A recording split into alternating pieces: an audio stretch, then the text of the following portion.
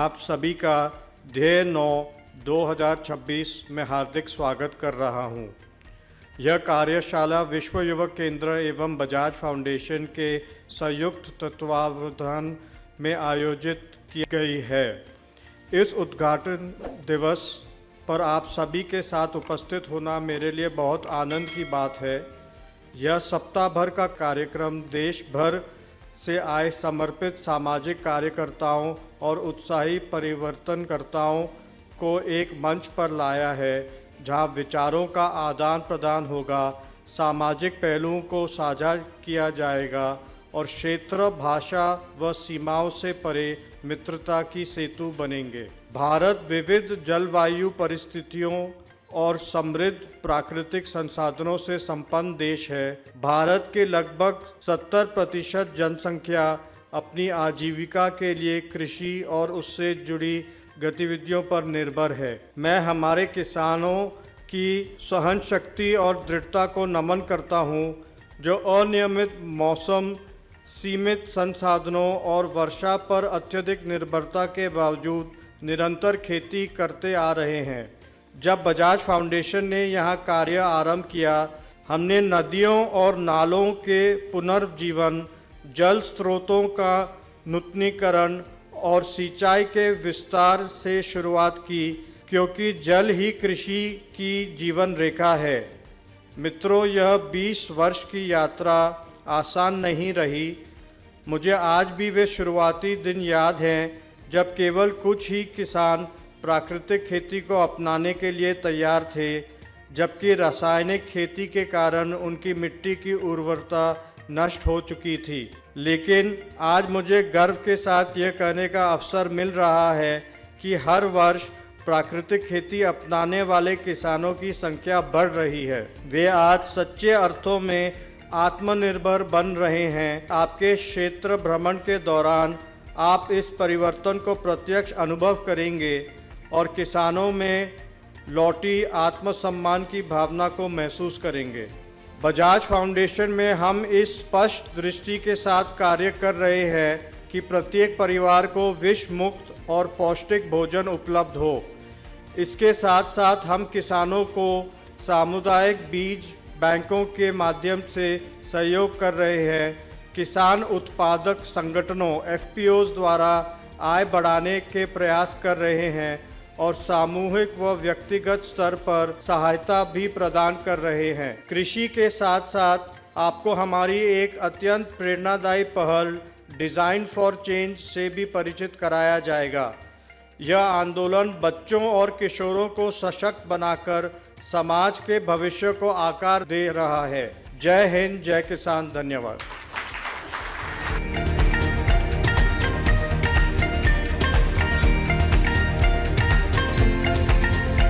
बोरी बात, बहुत ही कॉस्ट इफेक्टिव, सस्ता। सीमेंट की खाली बैग में वहाँ का जो भी अपना लोकल मटेरियल है, रेती, सैंड है या सोइल मट्टी है, उसको भर के सिलाई करके, सीजनल स्ट्रक्चर है, but it works as good as check dam. Check dam बनाएंगे तो 8-10 लाख से 20-25 लाख का खर्चा होगा, बड़ा होगा तो 100-90 लाख 1 करोड़ का होगा।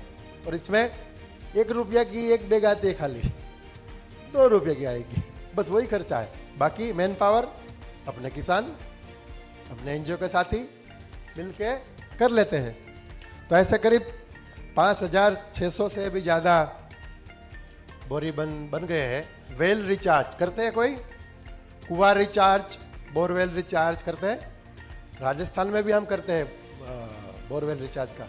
उसका सिंपल फिलोसफी देखो, थोड़ा हमें लोगों को समझाने के लिए इमोशनल इंटेलिजेंस यूज करना पड़ेगा।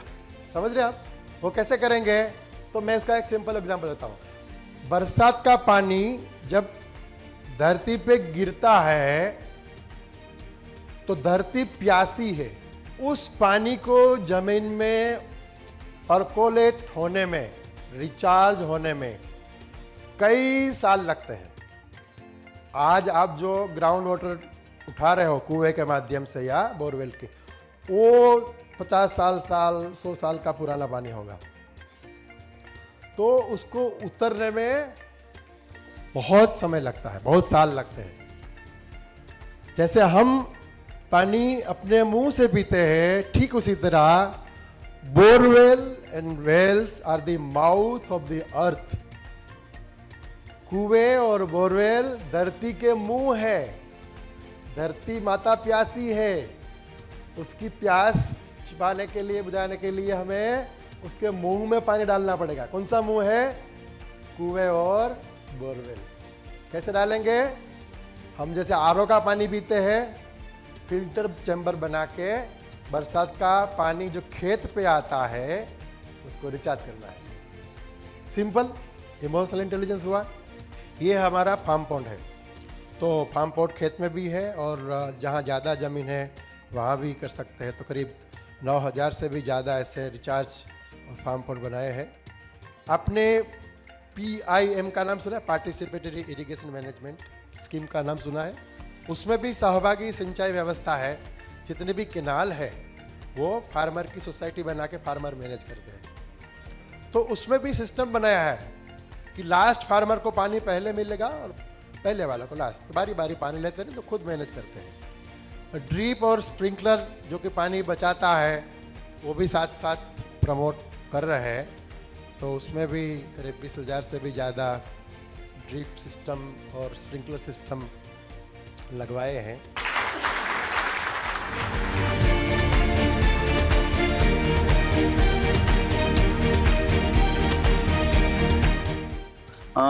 हमारा 2200 पेड़ सीताफल का था, 600 पेड़ गोवा का था, 50 पेड़ ब्रेड बनाना का है और अभी लगभग 100 पेड़ आम के हैं। केसर आम का है 100 पेड़। हमारे इसमें अभी तो हार्वेस्टिंग हो चुकी है, तो आपको फल एक आधी देखने को मिलेंगे। और अभी अमरूद में फ्लावरिंग स्टेज पे है। अमरूद सेकंड उसका फ्लावरिंग स्टेज आ गया है। जनवरी फरवरी में वो सेकंड फ्लावरिंग स्टेज पे आता है और मार्च में उसकी हार्वेस्टिंग होती है, सेकंड हार्वेस्टिंग होती है। ये प्लॉट में उस साल जब प्लांटेशन किया था तब हमने यहाँ रेड चिली, मतलब चिली ग्रीन बेचते हैं लेकिन हम रेड चिली करके सुखा के उसको मार्केट में बेचते हैं या पाउडर करके बेचते हैं। उस माध्यम से 3 साल पहले tissue culture plantation trial base पे लगाया और लगभग 15 महीने में हार्वेस्टिंग पे आए थे। तो रेड बनाना है तो उसका टेस्ट थोड़ा मीठा है और थोड़ा जो पेल येलो कलर है, जो सफेद दिखता है बनाना अंदर से, उसका जो पेरिकाप है वो थोड़ा पेल येलो कलर का है और टेस्ट स्वीट है। ये जैसे कि आप जानते हैं रेड बनाना बेसिकली अपना साउथ इंडियन वेराइटी है, तमिलनाडु में ग्रो किया जाता है, तो वो महाराष्ट्र में भी ग्रो हो सकता है। इसका ट्रायल लेने के लिए मैंने लगाया था। अभी पतझड़ का मौसम चालू है, अपने सीताफल के पेड़ों से पत्तियां झड़ रही है। वो पत्तियां हम जलाते नहीं या कुछ नहीं करते, वैसे ही रखते हैं। उसका खाद तैयार होता है, प्योरली ऑर्गेनिक जो उपजाऊ खाद है वो प्लांट से ही प्लांट को मिलता है। सो उसमें हम खाद एक भी नहीं डालते और कोई इंसेक्टिसाइड पेस्टिसाइड का यूज नहीं करते।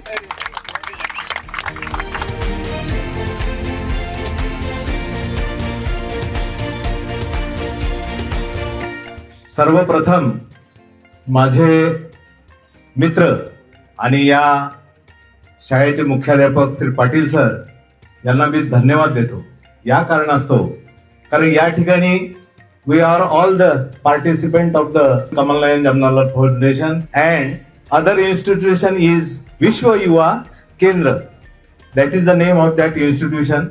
मुझे यह खुशी हो रही यहाँ पे आने के बाद में कि एक रिमोट एरिया में ये बच्चे खुद के पैसे से या उन्होंने कहीं से मांग के विनती करके जो पैसे लाए हैं उससे वो बॉटनिकल गार्डन किया है, पानी की व्यवस्था की है।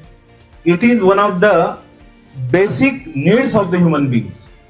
यह हमारी प्राथमिक जो गरज होती है यह है और बच्चे उसमें शरीक हो गए।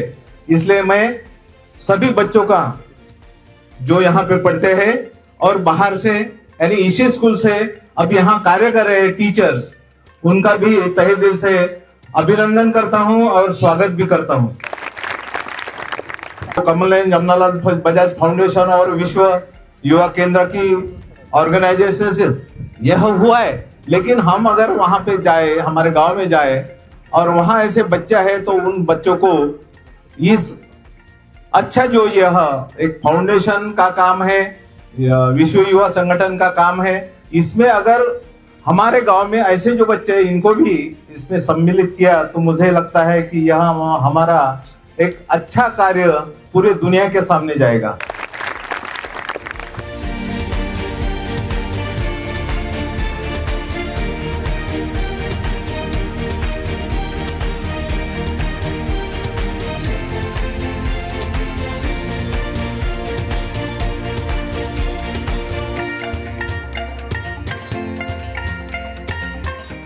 Since last 30 years, we are working on conservation of wild population of honeybees, native honeybees, Apis dorsata, Apis florea, दो वैरायटी है। फूलों पे जाके फलन होना और खेती बाड़ी में और जंगल में फसल का उत्पादन बढ़ना, ये मधुमक्खियों के माध्यम से हमें मिलता है। Honeybees unsung hero responsible for making food for all living beings due to the process of pollination। हमारी मधुमक्खियां फूलों में परागण कर हमें अनाज, फल, सब्जियां तथा मधु देती है। Honeybees must be protected for the future of our food. मधुमक्खियां का जीवन किन कारणों से संकट में है? क्योंकि वातावरणीय बदल, एकल फसल खेतीबाड़ी, कीटनाशक, घासनाशक, अधिवासियों की कम संख्या, शहरीकरण, प्रदूषण, मधु उत्पादन की प्रचलित अशास्त्रीय विधियां, इसके वजह से मधुमक्खियों का पॉपुलेशन घट रहा है। हमको मधुमक्खियों से हनी मिलेगा, परागकण मिलेंगे, मोम मिलेगा, रॉयल जेली मिलेगा, प्रोपोलिस मिलेगा, वैक्स मिलेगा। इसका उत्पादन हम लोग मधुमक्खी के छत्तों से कर सकते हैं। मधुमक्खी का परिवार कौन सा है? मधुमक्खी के परिवार में एक रानी है, 100-150 नर है और 10,000, 15,000, 20,000 मजदूर मधुमक्खियां है। रानी ये मोटी होती है साइज में, नर ये थोड़ा आखुड़ होता है और ये पतली होती है वर्कर हनी बी। तो वर्कर हनी बी, क्वीन और ड्रोन मिलकर उनका परिवार है। उनके अंडे, बच्चे, परिवार, ऐसा झुंड कहीं पर जाएगा, वहां पहाड़ी के कपारी पे बैठेगा या किसी टहनी पे जाके बैठेगा।